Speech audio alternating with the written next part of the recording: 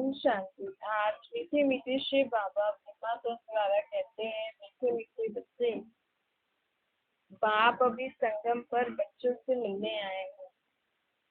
ये है संगम, कलयुग का अंत, सत्युग के आदि के बीच का समय। तो कहते हैं सत्युग के आदि के बीच के समय को कहते हैं संगम। इस संगम युग पर परमात्मा इस सृष्टि पर आते हैं। क्यों आते हैं? आत्मा परमात्मा आत्माओं से मिलन बनाने आते हैं, उनको वर्षा देने आते हैं। बाबा कहते हैं तुम संतुष्ट मणि आत्माएं थी, अब असंतुष्ट बन गई हो। संतुष्ट मणि की आत्माओं की चमक बहुत अच्छी होती। बाबा कहते हैं संतुष्टता सर्व को प्यारी लगती है। संतुष्टता सदा सर्व प्राप्ति संपन्न है, क्योंकि जहाँ संतुष्टता होती है ना, वहाँ अप्राप्त कोई वस्तु नहीं होती। संतुष्ट आत्मा में संतुष्टता का नेचुरल नेचर होता है। संतुष्टता की शक्ति स्वतः और सहज चारों ओर वायुमंडल में फैलती है। उनका चेहरा, उनके नैन वायुमंडल में भी संतुष्टता की लहरें फैलाते हैं। जहाँ संतुष्टता है वहाँ और विशेषताएं स्वतः आ जाती हैं। संतुष्टता संगम पर विशेष बाप की देन होती है। आत्मा संतुष्टता की स्थिति परिस्थिति के ऊपर सदा विजयी। अर्थात अगर हम आत्मा सदा संतुष्ट रहती है ना हर परिस्थिति में, तो हम सदा ही, कोई भी जीवन में परिस्थिति आए लेकिन हम सदा विजयी रहेंगे। अर्थात हमारी स्थिति सदा अच्छी रहती। परिस्थिति बदलती रहती है लेकिन संतुष्टता की सदा शक्ति सदा प्रगति को प्राप्त करती रहती है। कितनी भी परिस्थिति सामने आए लेकिन संतुष्ट मणि के आगे हर समय प्रकृति एक पपेट शो मुआफिक दिखाई देती है।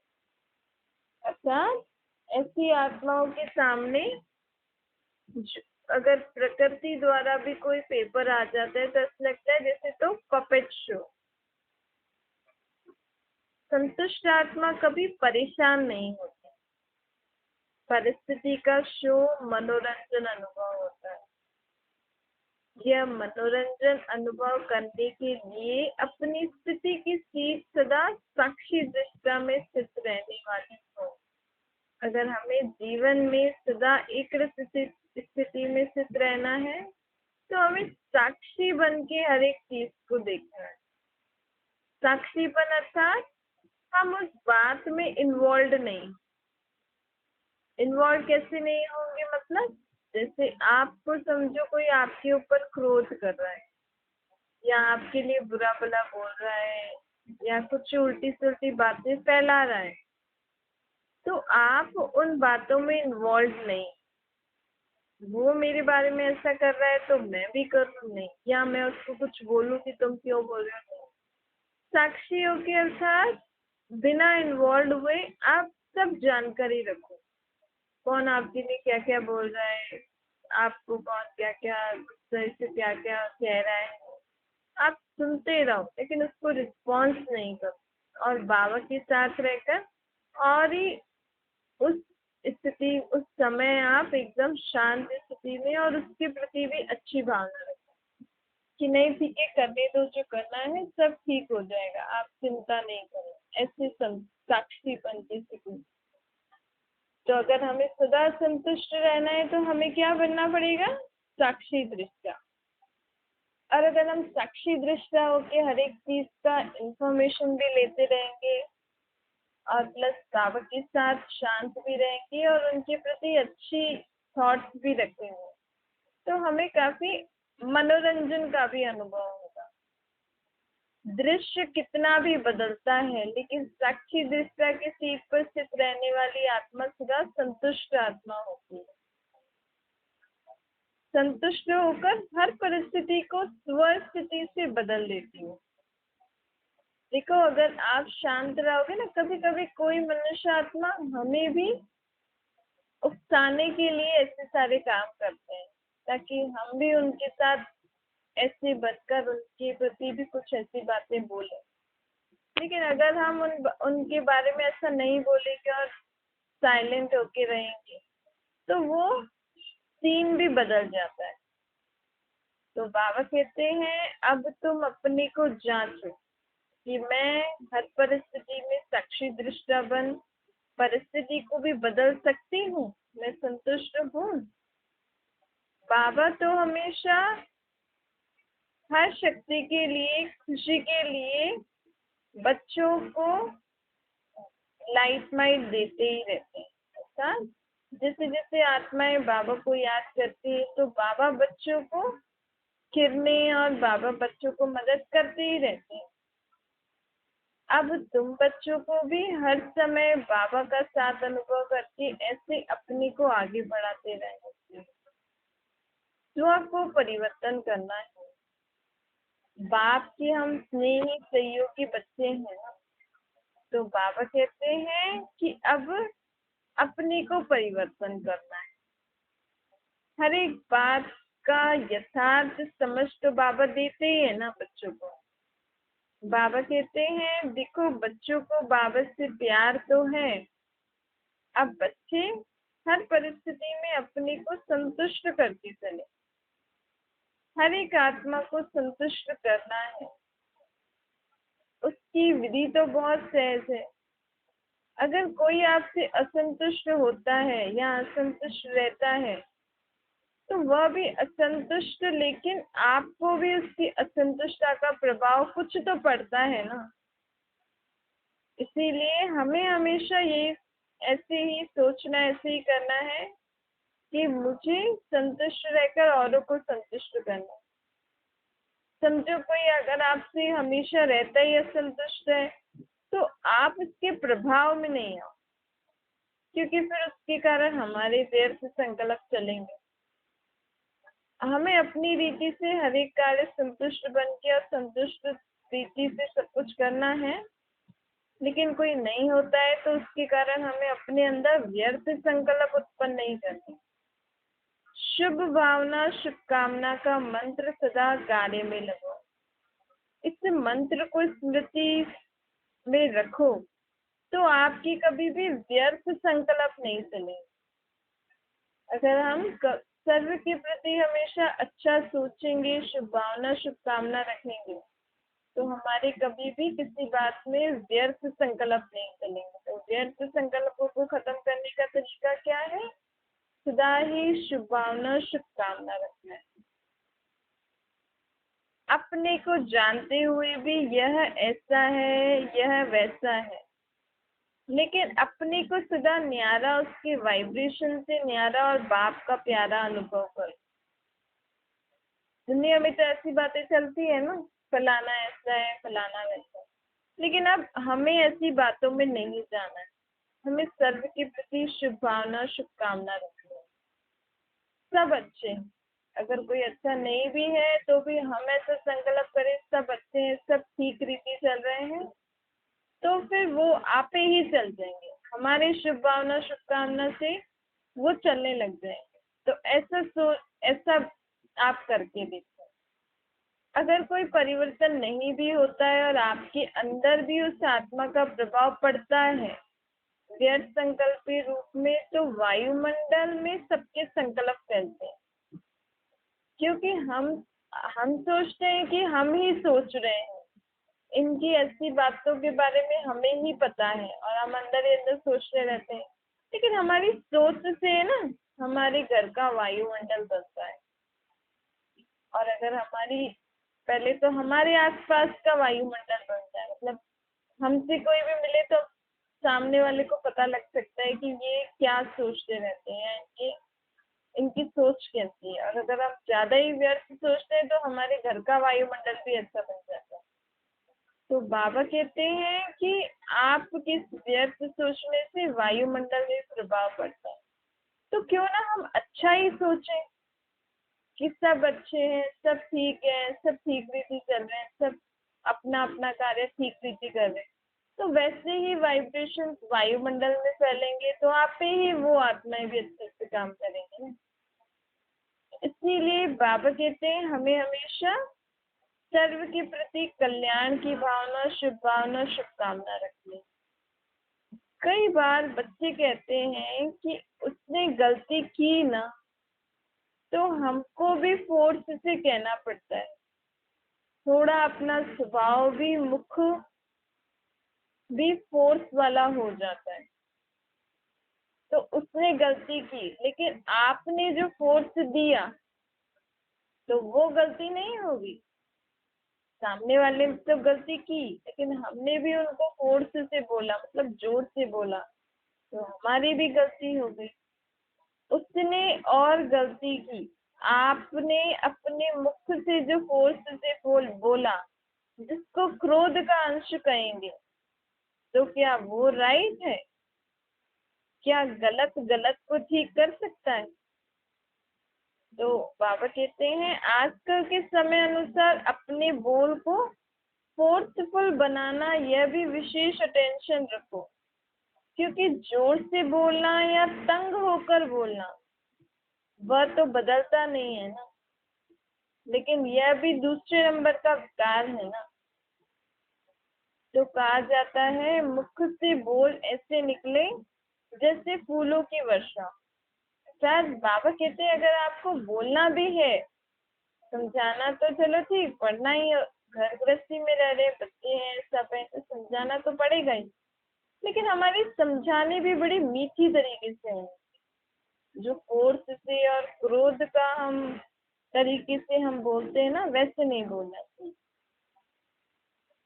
मीठा बोल, मुस्कुराहट चेहरा, मीठी वृत्ति, हमारी वृत्ति भी अंदर, सोच भी, हमारी वृत्ति जो होती है ना, किसी किसी की हमेशा नेगेटिव सोचने की वृत्ति बन जाती है, आदत।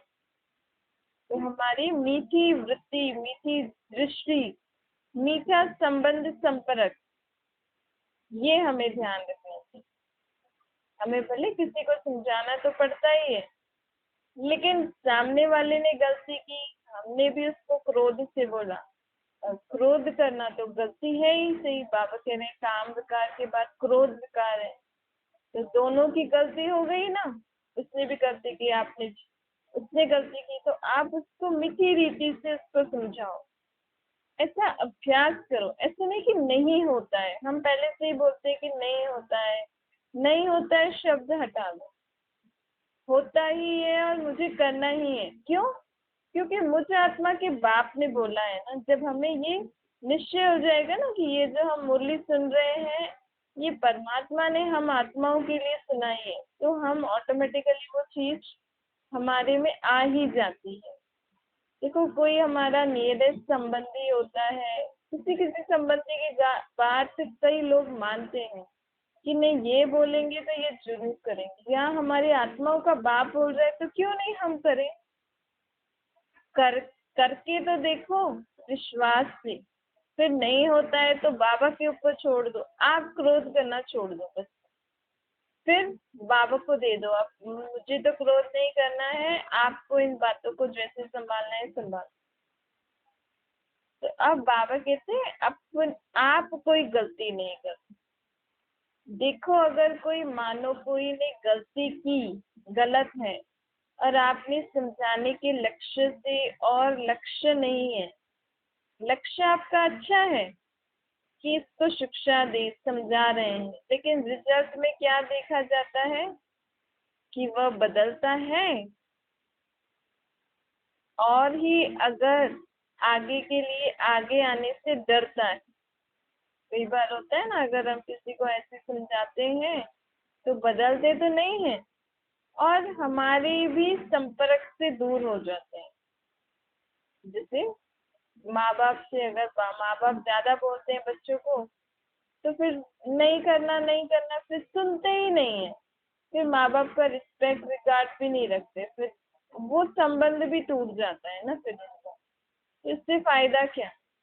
हम तो उससे अच्छा तो वैसे ही समझाए ना, कम से कम बच्चे बच्चे बन के तो रहे। इस रीति से समझाएंगे और फिर अगर वो हम आने से ही डरे, आने से ही नेग्लेक्ट करे, हमें अपना उस संबंध से हमें माने ही नहीं, तो फायदा क्या? जो लक्ष्य आपने रखा वो तो होता नहीं है ना। इसीलिए अपने मन का संकल्प और वाणी अर्थात बोल और संबंध संपर्क सदा मीठा मधुरता अर्थात महान बनाओ। क्योंकि वर्तमान समय लोग प्रैक्टिकल लाइफ देखना चाहते हैं ना। क्योंकि बच्चे भी कितना भी बोलो, लेकिन जब तक उनमें उनकी आत्मा में भी शक्ति आए, और वो भी कई बार बच्चे भी देख के सीखते हैं ना। यहाँ पे सिर्फ बच्चों की बात नहीं हो रही है, ये तो हम बच्चों का एग्जाम्पल दे रहे हैं, लेकिन क्रोध तो बड़े छोटे सब में है। सब एक दूसरे को इस रीति संभालते हैं। कोई भी अगर हम उसको ज्यादा भी बोलेंगे तो बड़े भी हमसे, अगर हम ज्यादा संबंधियों को भी बड़ा समझ के बोलते हैं तो संबंधी भी हमसे फिर इतना तोड़ नहीं निभाते, दूर हो जाते हैं ना। इसीलिए जितना हो सके ना मीठी तरीके से समझाओ। और जिस आजकल लोग कर्म देख के सीखते हैं, प्रैक्टिकल चीजें ज्यादा सीखते हैं, तो प्रैक्टिकल चीजों का प्रभाव ज्यादा पड़ता है। प्रैक्टिकल मधुरता मानता श्रेष्ठ भावना चलन और चेहरे से देख स्वयं भी परिवर्तन हो जाएंगे। जैसे जैसे आगे समय आता जाएगा, और समय भी ऐसा चल रहा है, दुनिया में भी समय ऐसा चल रहा है ना, दुनिया का वायुमंडल ही इतना श्रेष्ठ है। हम सोचे ये नहीं कर रहा है, ये नहीं कर रहा है, एक दूसरे को बोलते रहते हैं ना, लेकिन दुनिया का भी तो वायुमंडल देखिए ना। हम आत्माएं तो इसी वायुमंडल में रह रही हैं। हम आत्माओं में भी तो शक्ति हो ना इस दुनिया के वायुमंडल को क्रॉस करने की और हर कार्य अच्छी रीति करने की। बल आप में है, औरों में नहीं है। तो ये भी हमें देखना पड़ता है, दुनिया का वायुमंडल भी देखना पड़ता है। आज दुनिया में कोरोना फैला, चारों तरफ कोरोना कोरोना कोरोना, कोई लोग ठीक भी हो तो भी उनको ऐसे ही वाइब्रेशन, ऐसी ही बातें सुनने को आती थी और ऐसे होता था। तो ऐसे ही हमें दुनिया के वायुमंडल भी देखने चाहिए। अपने घर का वायुमंडल आप शुद्ध करो, अच्छे विचार करते रहो, अच्छी अच्छी बातें सोचो, तो आपके घर का वायुमंडल अच्छा बनेगा। फिर आप अपने किसी भी संबंधी या जो भी घर परिवार वालों को एक दूसरे को समझाओगे करोगे, तो वो उन आत्माओं में शक्ति भी रहती है कि वो समझे। आत्माओं के प्रति शुभ भावना शुभकामना की वृत्ति और दृष्टि के संस्कार अब नेचुरल बनाओ। अपना अपनी नेचर बना लो ये। इसे हमारी नेचर किसी किसी की बन जाती है ना, किसी में नुक्स देखने बिना रह नहीं सकते हैं। खाना खाएंगे तो उसमें कुछ ना कुछ, किसी से बात करेंगे, किसी से करें कोई चीज यूज करेंगे उसमें भी कुछ ना कुछ ढूंढेंगे। ऐसे अब हमें अपनी नेचर बना लेनी है कि मुझे सबके लिए अच्छा सोचना है, अच्छा बोलना है, अच्छा करना है।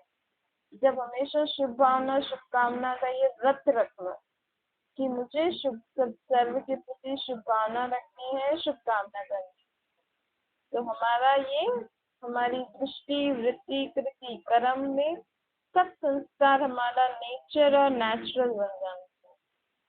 तो बाबा हमें कहते हैं हमें अब अपने आप को ऐसी इसी इसी रीति से एक एक जो बाबा धारणा कहते हैं ना, उसको धारणा को सुन के समझ के उसको धारण करते जाओ। तो इसी से ही हम आत्माएं परिवर्तन होंगी ना। क्योंकि बाबा किसको परिवर्तन करने आए हैं? संगम युग, आत्माओं को परिवर्तन करने आए ना। बाबा ने देखा मेरे बच्चे दुखी परेशान क्यों क्यों हुए, उसका एक एक कारण बता रहे हैं। आज लोग संगठन में रह नहीं सकते। बाबा कहते हैं तुम सदा सबके लिए शुभ भावना शुभकामना रखो ना, तो तुम 40 लोगों के साथ भी रह सकते हो। जब हमारे अंदर इतनी शुभ भावना शुभकामना होगी, तभी तो हम सबके साथ एडजस्ट करके चल सकते हैं ना। नहीं तो फिर एक दूसरे के बारे में नुक्से निकालते रहेंगे, नहीं इसमें ये है, मुझे ये ठीक नहीं लगता, ये नहीं करना है, वो नहीं करना। तो अब इस रीति चलो। आप सबकी स्नेह की जो खुराक है, आप हम जब एक दूसरे को स्नेह की रीति से बोलेंगे तो वो भी एक खुराक का काम कर बन जाती है ना। आज हम किसी से 2 मिनट 2 सेकंड भी 2 बोल ही मीठे बोल देते हैं तो उस आत्मा में शक्ति आ जाती है। अगर हम किसी को मीठी सी छोटी सी मुस्कान ही दे देते हैं तो भी आत्माओं में शक्ति हो जाती है। तो ये भी खुराक का काम करती है। तो आजकल लोगों को ये खुराक चाहिए, ये दवाई चाहिए। पर लोग शरीर को ठीक करने के लिए क्या क्या खिला रहे हैं, लेकिन शरीर बीमार क्यों हो रहा है? क्योंकि आत्मा को वो जो प्राप्तियां चाहिए, सुख शांति प्रेम आनंद पवित्रता शक्तियां, वो उसको मिल नहीं रही है। तो आत्मा सारा दिन फालतू की बातें सोचती रहती है, इन विकारों में फंसी हुई है, और इसका असर उसके शरीर पर पड़ता है।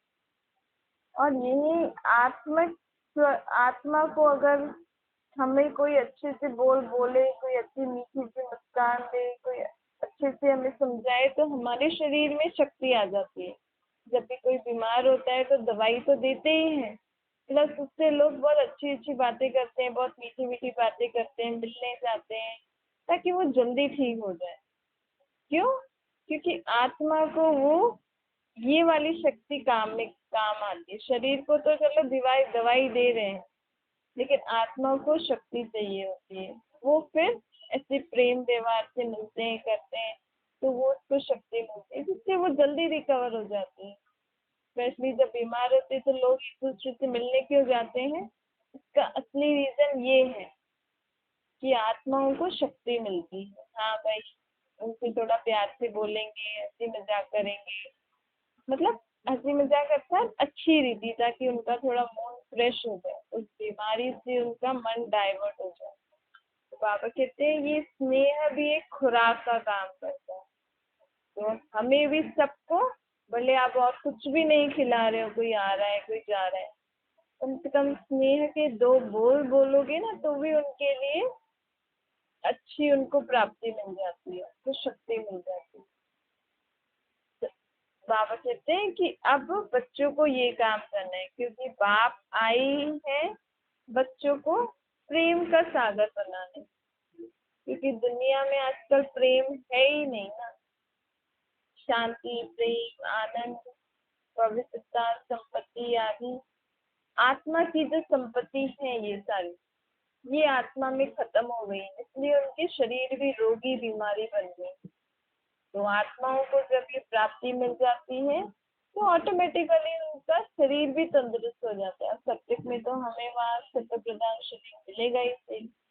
तो आत्माओं को शिक्षा देने परमात्मा आए हैं संगम में, तो हमें भी अच्छी रीति बाबा से ये शिक्षाएं धारण करके अपने आप को सर्वगुण संपन्न 16 कला संपूर्ण संपूर्ण निर्विकारी अहिंसक मर्यादा पुरुषोत्तम बनाना है। ताकि फिर जब हमारे अंदर ऐसी आत्मा में ये सब चीजें आ जाएंगी, फिर हम सब्जेक्ट में जाके ऑटोमेटिकली हमारी दुनिया भी इतनी अच्छी हो। अच्छा मीठे बच्चों को माता पिता बाप दादा का याद प्यार और गुड मॉर्निंग। रूहानी बाप की हम सभी रूहानी बच्चों को नमस्ते। हमारी भी रूहानी माता पिता बाप दादा को याद प्यार गुड मॉर्निंग और नमस्ते। वरदान है रूहे गुलाब बन, दूर दूर तक रूहानी खुशबू फैलाने वाले रूहानी सेवाधारी बन। रूहे गुलाब अपनी रूहानी वृत्ति द्वारा रूहानियत की खुशबू दूर दूर तक फैलाते हैं। रूहे गुलाब अर्थात मैं आत्मा कौन से फूल जैसी हूँ? गुलाब के फूल जो, जैसे गुलाब का फूल अपनी खुशबू फैलाता है और उसको दूर से ही देखते हैं तो लोग खुश हो जाते हैं, ऐसे ही हमें भी गुलाब के फूल के जैसे अपनी सोच, अपने बोल, अपने कर्म द्वारा सबको सुख शांति की अनुभूति करा। उनकी दृष्टि से सदा उनकी दृष्टि में सदा सुप्रीम रूह समाया हुआ होता है। परमात्मा, सुप्रीम रूह अर्थात परमात्मा उनकी दृष्टि में समाया रहता है। वे सदा रूहों को देखते और रूहों से ही बोलते हैं। वे मैं रूह हूँ, सदा सुप्रीम रूह की छत्र छाया में चल रहा हूँ। मुझ रूह का करण करावना सुप्रीम रूह है। ऐसे हर सेकंड हुजूर का हाजिर अनुभव करने वाले सदा रूहानी खुशबू में अविनाशी और एक रस रहते हैं। यही है रूहानी सेवादारी की नंबर 1 विशेषता। रूहानी सेवादारी कौन होता है? जो सदा अपने को आत्मा समझ परमात्मा को भी अपने साथ अनुभव करता है। अगर हम आत्मा सदा परमात्मा के साथ रहेंगे तो ऑटोमेटिकली हमसे सबको हमारे कर्म, हमारे बोल, हमारी दृष्टि से, हमारी सोच से सभी को कुछ न कुछ प्राप्त होता जाए। स्लोगन है निर्विघ्न बन सेवा में आगे नंबर लेने वाले नंबर 1 भाग्यशाली कोई। निर्विघ्न अर्थात ऐसा नहीं कि हमारे जीवन में विघ्न नहीं आएंगे, विघ्न आएंगे, लेकिन हम उनको बाबा की याद में रहकर पार कर। तो निर्विघ्न बन सेवा में आगे नंबर लेना ही नंबर 1 भाग्यशाली बनना है। अच्छा, ओम शांति।